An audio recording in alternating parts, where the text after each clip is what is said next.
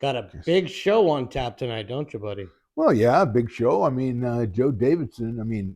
When it comes to covering sports, you don't get much better than Joe Davidson. Sports? What kind of sports are we talking about? High school sports. I mean, this I've been chasing this guy for a long time. So to finally land him and get him on the Phantom Talk Show, that's a big deal. So I got to be ready. This guy is meticulous in his preparation. I have to be the same. So it's that Joe Davidson then. That's the Joe Davidson I'm talking about, the one who writes about sports like 24/7, 365. We're lucky enough to get a hole in his schedule, and we're lucky enough to see him tonight.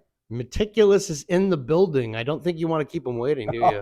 All right, Coco, I got to go. All right, I got to go down the hall. You can follow me if you want. It's pretty exciting. Right down here. Very long hallway. Warning. Warning. Right down here. All right, Joe, here I come.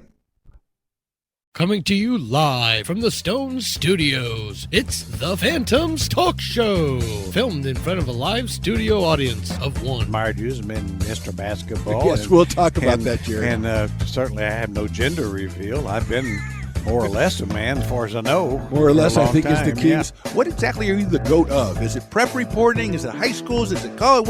What are you? You're definitely the GOAT. But what of? Well, what's too far for Mom to drive? And I want to get outside because I had one of those who goes, I think Fullerton's far enough away that Mom can't come on a Thursday. A bar, restaurant, whatever it may be, something to find. I like how you go lessons or working at a bar. It's one or the other. Yeah. It's one or the other. They're like, really didn't pay much attention to me, so I thought, well, maybe I can make Tom laugh, and maybe I'll get on the country show.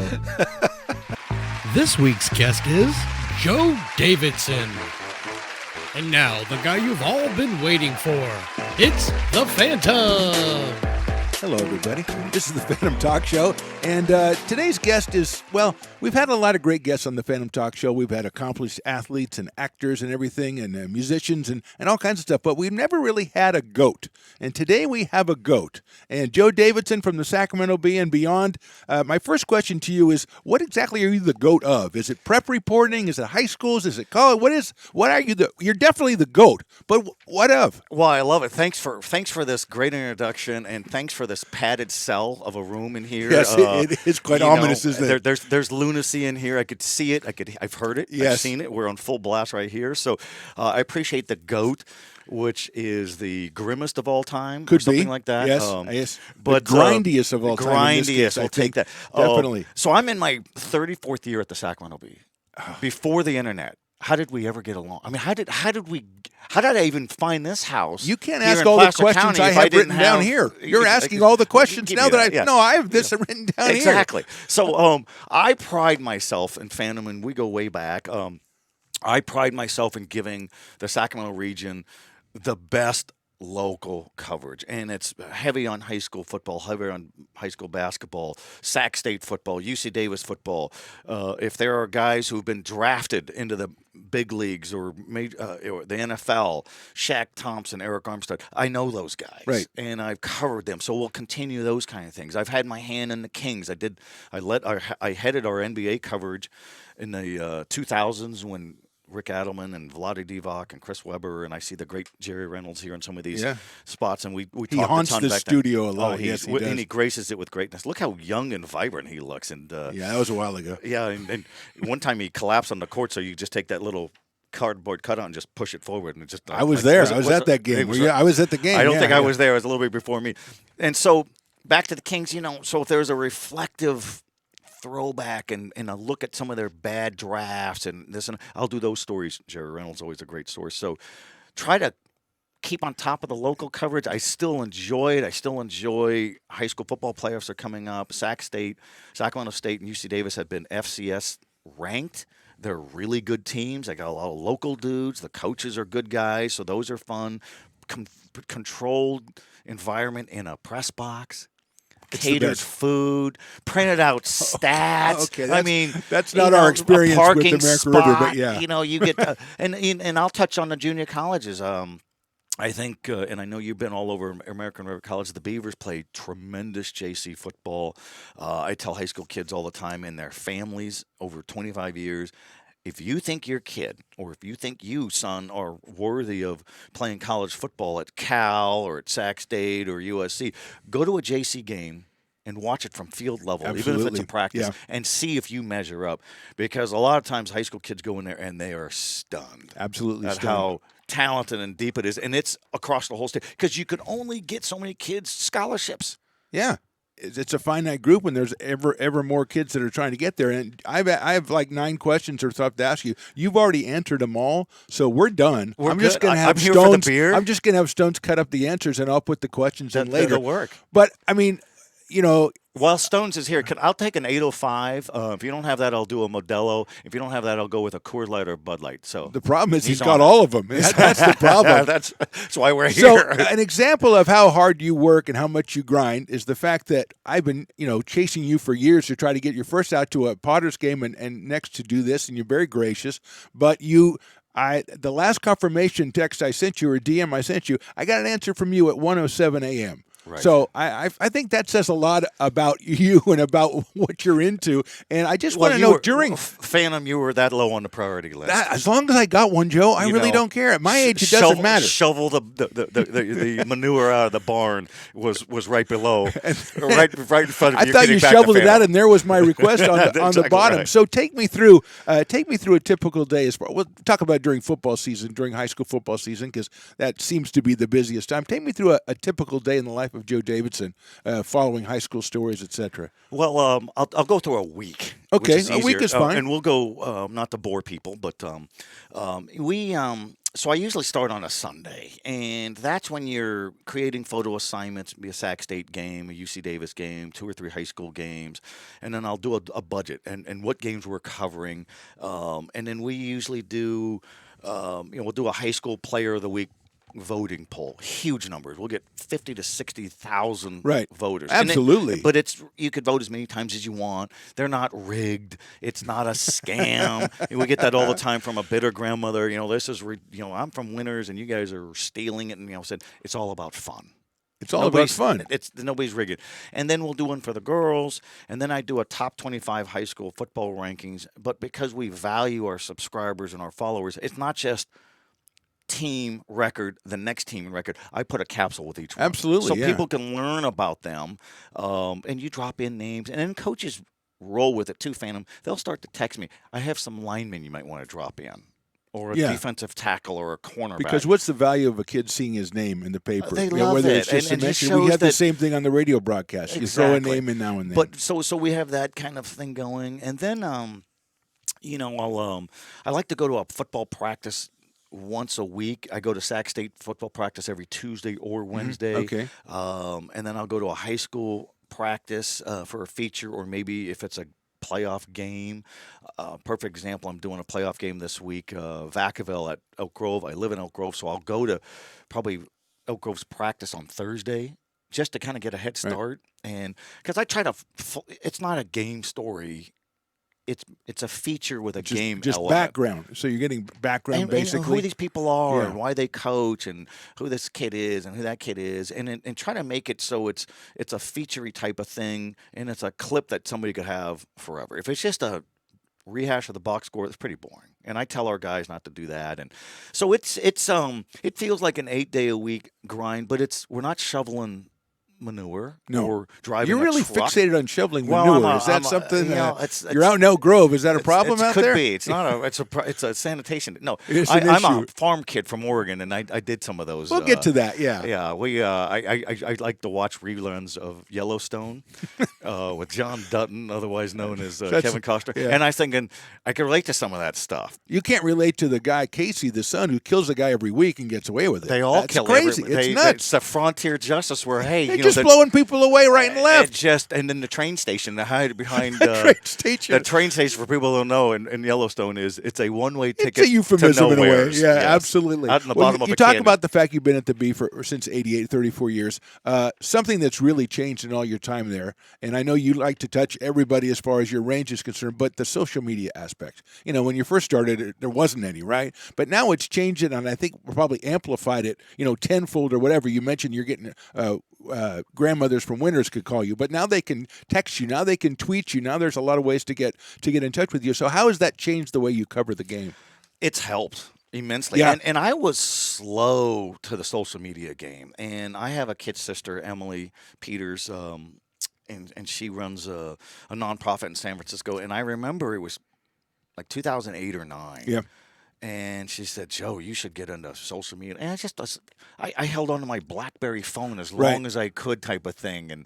And so then I did, and the numbers exploded. And it's like it's a huge thing. You could have quick hit commentary, or we used to do radio appearances, we could kind of tease to that. Absolutely. Or, hey, I'm at a Kings playoff game, or Sac State, and I get a lot of engagement. You get some snarky dopies, and I call them nobodies, and we, you kind of banter back and forth, and you're trying to do the best you can, and but that's been a big deal. I don't like the idea of Twitter or X and Elon Musk wanting to charge for people to use. Right. I think we'll lose a lot of people. Absolutely. And I sure hope not. But Facebook is big. Instagram. I don't do TikTok. Probably missing it. I mean, I'm you not even shoveling sure. manure on TikTok Yeah, is would TikTok probably be huge. even uppercase? Is there a I have hyphen no in idea. there? I have no idea. And there's other social media platforms that I don't get into. I probably should, but I'm old now. I'm cranky. For years I was the young guy at the B. Now I'm the old guy. But How'd what that happen? impresses me about your social media is your accessibility, because people reach out to you, and and you answer them, even if they are the nobodies, even if they ask you weird stuff. They do, and I know that you get people that say, "Oh, you're rigging the polls." I know you get people all the time. One of the main threads is, "Oh, these guys are cheating, and these guys have transfers." It doesn't seem like you've dealt with as much of that this year, as far as dealing with that. What has been the topics that people have been asking you about this year? Well, to go back, for years, it was always, there's this general theme that nobody's winning championships honorably.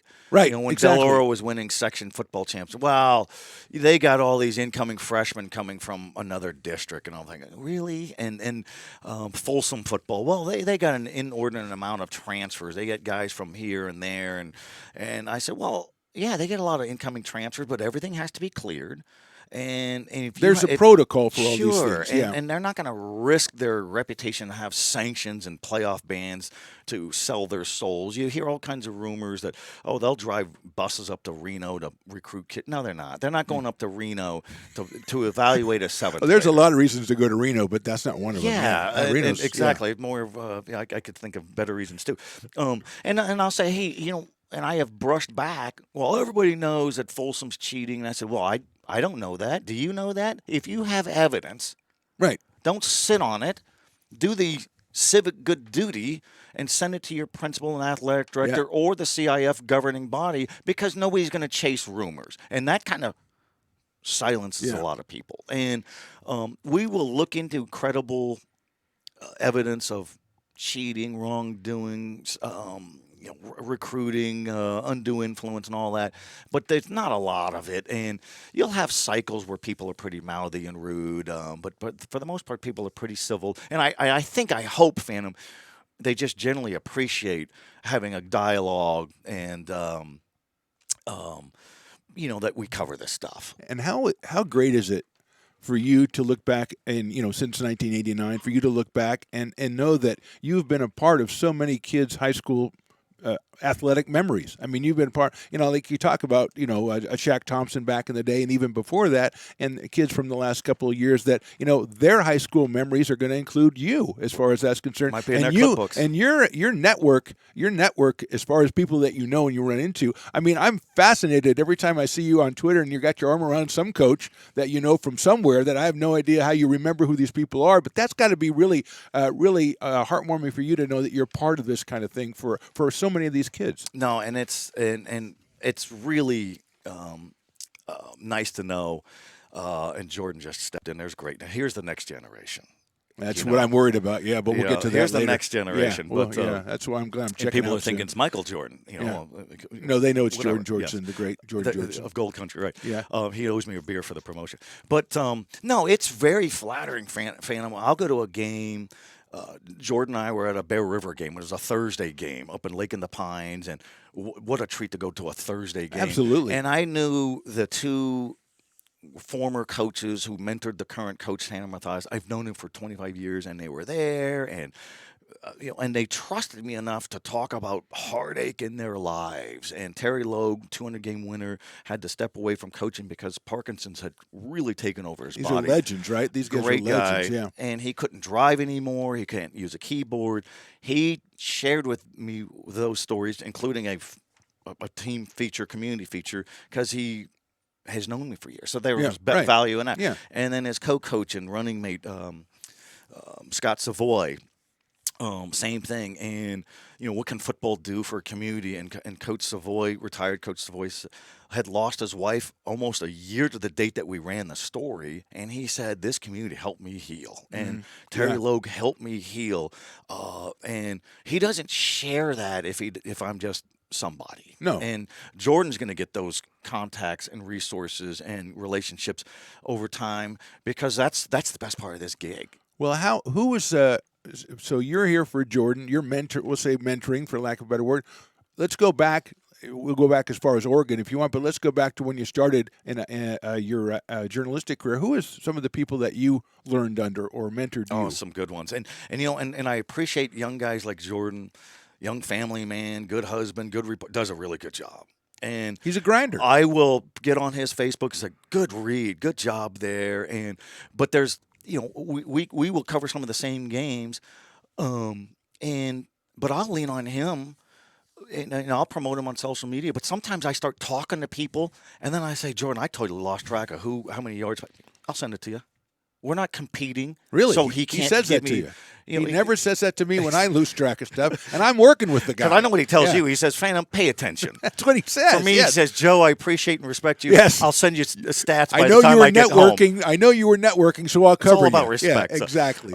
So I grew up in the Oregon mountains on a farm. My stepdad was combat veteran, World War II, Battle of the Bulge, which was months after D-Day. That shaped him big time. My mom was Stanford educated, grew up in New York, was a personal assistant to Eleanor Roosevelt, the former First Lady. That's a tough gig to get right there. She got that in New York, and that was a real thrill for her. Got to meet a young Senator John F. Kennedy way back in 1948. And my stepdad was some 15 years older than my mom. My mom had 2 sets of boy-girl twins. I'm the younger set. Okay. Boy, girl. People always ask, you identical? I said, my twin sister doesn't grow quite the hardy beard. There are certain but I can't wear differences. my hair as long. Yeah. So, and then they'll go, oh, okay.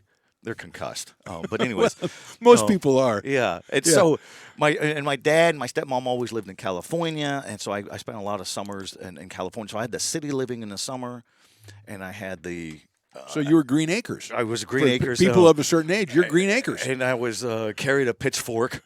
And shoveling manure, of course. Exactly. Yes. Up in the farm living. And so I played high school football, and then I ran track. I had my high school mile record for 25 years, which I love. Hey, that's pretty sweet. Yeah. It was. It's good for the resume. Absolutely. Hi, yeah. I'm Joe Davidson. I once ran a 4 something.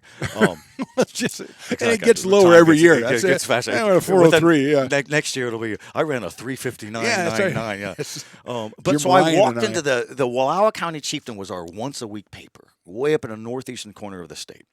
And I walked in, and the guy's name was Rick Swart, and I could still see him in my mind, Phantom. This old, crusty newspaper guy in an old newspaper setting once a week for this little county. And I said, I'd like to submit stories, of the games. I don't play basketball, but I could do game stories and this and that. And he looked me up and down, took his pipe out, and I was sweating. I was like, wow. He goes, all right, kid, I like your... I like your recognize gumption. name. Did he say gumption? He didn't say gumption, but he was the kind of guy who would say gumption. That's what I. And That's if he all would I. have said gumption, I might have blown my career by saying, "What's a gumption? Get out of my office." Rick would not have liked that. Yeah, no. and back then I couldn't say "excuse me, sir" and check my phone. No, you Google. could not. No, you could. You could go home. We had and rotary phones. You could then. check out your Let phone. me call yeah. my mother as I call Yeah. all these numbers. And so I did some stories then and got hooked. And just thought I really want to do local stuff. And I came down here to go to college down to Sacramento. As I was going to school, I worked at the Davidson Enterprise in the mid '80s, and that was Bob Dunning, who still covers UC Davis football. Legendary name, yeah. And he was a mentor of mine. Tim Oglesby was another. And before you go on, what part of it hooked you when you say you got hooked? I know you were playing. You played sports. You didn't play basketball, so you were doing the games. But what part of it was really really energized you as far as this? I like the writing part of it. I like transfer. You know, like all of that. getting- It was Phantom. It was the competition is great and still is, but what people have to say afterwards. Yeah, And okay. I'm not National Enquirer. I'm not trying to get somebody to say, "Oh, we don't respect those guys." Now, if it was a college team or a pro team, everything goes. High school kids, they get a little, they a little mouthy. You don't want to, we don't respect those guys. The next day when that runs or that night online, he might regret it because he's going to be running bleachers for the you till see his it in legs print, fall and off. it doesn't look the same. Yeah, it really it's like, doesn't read geez, the same. 16 years old, probably shouldn't have said that. I like, to this day, I really enjoy covering the local stuff. If somebody were to ask me, Phantom, what would be your ideal sports gig in Sacramento? I said, I'm doing it. I'm doing local stuff. It's high schools, Sacramento State, local guys. I went to Stanford a couple weeks ago to catch up to Troy Taylor, the coach. I've known him for 25 years. Got great insight. I get more insight and access than the Bay Area guys because I know them. So there's value to that, and just how teams respond. I was talking about that time that Jordan and I were at a Bear River game on a Thursday. I was going to do a game story, but this team from Mill Valley started to pull away. And I thought, you know what, I think I'll just do a program story on Bear River. The old coaches are here. Right. They're one of their pupils, Tanner Mathias, is the coach. And so I flushed it out, and I think we ran it a few days later with several photos, and we made it a big program story. And then even the principal said that he had lost his wife at the beginning of the academic year to cancer, and football in that community helped him heal. I said, I think I had a line in there where, the Mill Valley team won the game, but Bear River won the night. Football foothills, football fun in the foothills on a Thursday night, and it rocked. And so that was, you don't have to do a story if the team was still. I mean, you could still do a story if the team loses because it's not about the score. Right. It sounds like you still get the same energy that you got 40 years ago doing stories. You still get the same energy. Maybe it's not a game story. Maybe, like you say, it's a program story, but you still get the energy. One thing I wanted to ask you about is something that we've talked about before, and I know you're an advocate of it, and it's multi-sporting on the high school level. And I always read you when you say that, and I totally agree with you. I think kids should play as many sports as they can. But these days, and I had two sons that played in high school, and they both played two sports, but it's not easy these days unless you're one of those superior athletes that just can go from sport to sport. It's really tough because whatever sports you play usually has off-season training, and they've got stuff, and you're going to miss that if you're in a different sport. So I think it's become a little more difficult, would you agree, to play two sports because we have so much specialization now? Exactly right. And I'm going to go back for 1 second. You were asking what kind of sustained me. There are times and weeks, and Jordan will run into it too as a young father, where you just wonder, Jesus, anybody really reading our stuff anymore? You're tired, blah, blah. Then you get to a game, and you got alums and principals and ADs and former coaches and former players. Hey, Joe D, hey, what's going on? And they all appreciate it. It's like, boy, you talk about getting rejuvenated. So the point being, people care, and they do pay attention. So great topic, though, Phantom, on multi-sporting. Years ago, everybody played three sports. Sure. But the seasons are longer now. You look at high school football, and for decades, you played 10 regular season games, win a league championship, or try to win one, season over. And the next day you're playing basketball. Exactly. Or you're wrestling And or that's in whatever it is. November. Yeah. And since 2006 or so, the playoffs extended to a state championship. And now that's 15 or 16 weeks. So if you're a player at Folsom, Del Oro, any of these teams that expect to be in a final game of the season, everybody expects to, but the realistic ones, that's pretty hard. You're going to come out to basketball, and it's already mid-December. Right. Maybe late December. And you could be in terrific football shape. And then you start running gassers in basketball, and all of a sudden you feel like you're out of shape. Absolutely Same with different, wrestling, yeah. different kind of conditioning. I just know that in all the years doing this, you talk to college coaches, even medical officials, and they'll say it's good for the body to play different sports, Right. and it's good spiritually. And for a high school kid, man, it's this time of your life. You got the rest of your life to be serious. But so play as many sports as you can. And if you're a football lineman, and I've seen it happen at Folsom, Cody Creason was a perfect example. It was like 8 years ago. Recognize the name, yeah. And he was on that 2014 team at Folsom that went 16-0 with Jake Browning, Jonah Williams, both in the NFL. And Cody Creason was a kid who loved playing basketball, but he wasn't very good at basketball. And he played his senior year because he wanted to be part of the team. Plus, he knew, because his high school coaches told him, Troy Taylor and Chris Richardson, that college football recruiters may come watch him in basketball Right. to see how his footwork is. Athleticism, Does he have footwork, good hands? yes, Is he a yeah, complainer? Is he a whiner? Is Is he he a a good competitor? sportsman? Yeah. But what they saw in him was a kid who turned beet red. They always used to tease him, flush red. But he set good picks. He hustled, probably averaged 2 points and 2 rebounds a game. But he was a team guy. University of Arizona grabbed him. That sealed the deal for Arizona. Right. They got to see this guy outside of his shoulder pads, helmet, and you could see his face. And he wound up starting 2 or 3 years in the trenches at Arizona. Yeah, so you can be a multi-sporter and not be a star in both sports or either Do it sport. because- but and- you and- just do it, and like Do you it say, because it's fun. yeah, there are kids. I remember when my son was playing basketball last year, he had a couple of football players on the team. That's because they were the seniors who'd been playing all the way through, and they just wanted to play basketball one more year. And like you say, that's a benefit to them, and they just want to have fun, and they had a great time. So And there you go. Another example is Carter Jackson, running back for the Granite Bay Grizzlies. Great speed. He's a junior verbal commit to Cal. He hasn't signed anything yet. He may go anywhere else. He likes to run track because you're going to win a lot of races. He's very fast. And what's interesting is he's probably the fastest football player in the South King section, probably the fastest I've seen. Right. He's not the fastest in the section in track because it's you got to come out of the blocks and everything, put a ball. If he ran the 100-meter dash or the 200, Not a bad idea. If they let him carry a ball, I think he'd win every time. That's not a bad idea. We might want to do that, put on a match race like that. Joe, I really appreciate you spending some time with me. I've had a great time. Millions of more things we could talk about. I want to end on, we had Jordan in here a couple of minutes ago. I think Jordan's fed up. Yeah, he'd listened to you for a while and said, that's not the That's guy it. I know. I'm going home. But, I mean, we had a couple of years ago, Cameron Salerno came through, and he was a guy who kind of followed in your footsteps. A lot of the guys are doing that. They see you as the guy like you saw Bob back in the day or whatever. So Bob what are Dunning, some right. tips you have for people who want to get into it or want to know if maybe this is what they should do? What kind of advice do you have for I them? talked to a lot of high school journalism classes. I've been at Sacramento State twice this season to talk to them. UC Davis, junior college, Sacramento City College, Casitas River College. I love talking to the students, and I tell them, Phantom, don't listen to people that tell you that media is dead. Right. You could still Huge. make it a good deal.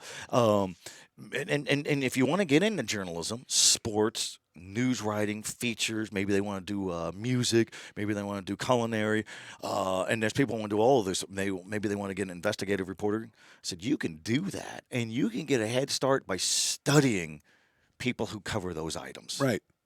If you want to get into breaking news and all that, then read how it's done. Or if you want to be a broadcaster, study how they do it. And then find somebody you can reach out to and get some advice and this and that and chase after it. Because in this line of work, you have to chase it because they're not going to chase you. That's how I got my job at the Bee. At the Davidson Enterprise, 1984, just graduated from high school, 10-year-old prodigy, give or take. I walked into the Davidson Enterprise. I want to work here. Kept pushing. They hired me.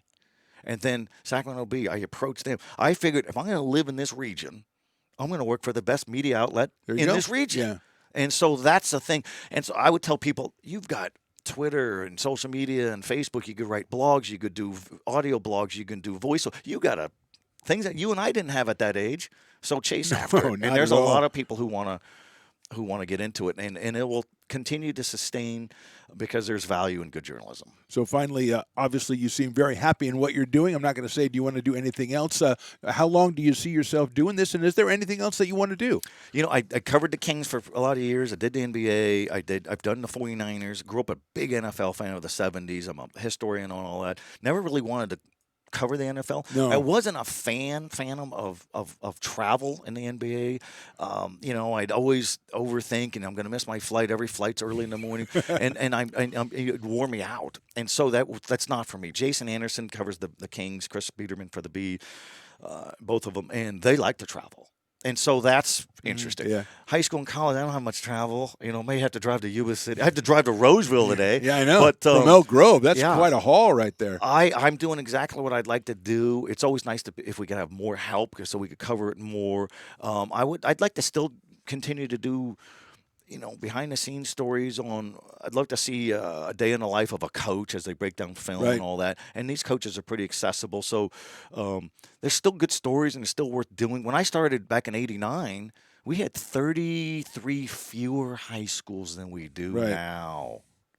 Which is a huge issue. I mean, I mean, it's like that's it reflective impacts of the everything growth. that you cover now, right? Oh, and it's just more Yeah. of it. And Sac State football has never been better. We have first-round draft picks in the NFL, in the NBA, Major League Baseball, a lot of them. And so it just continues. You could keep watching them and catching up to them when they come to Oakland or San Francisco and things like that. The Giants even have some local guys. So those don't get old. I always take my summer time off because you and I have tried to get together for a For the Potters Potters, game. yeah. And we'll do that, and I'll have one beer here, and I'll have a microphone here, and I'll I'll go, guarantee what happened? You'll have beer. I guarantee you that. I know a guy who can take care of you. Joe, you're the best. Thanks You're so the much. best. Thank you, very brother. much. Joe Davidson, thank you. Thank you to Snows McCoy behind the glass, and thank you for watching. We'll see you next time on the Phantom Talk Show.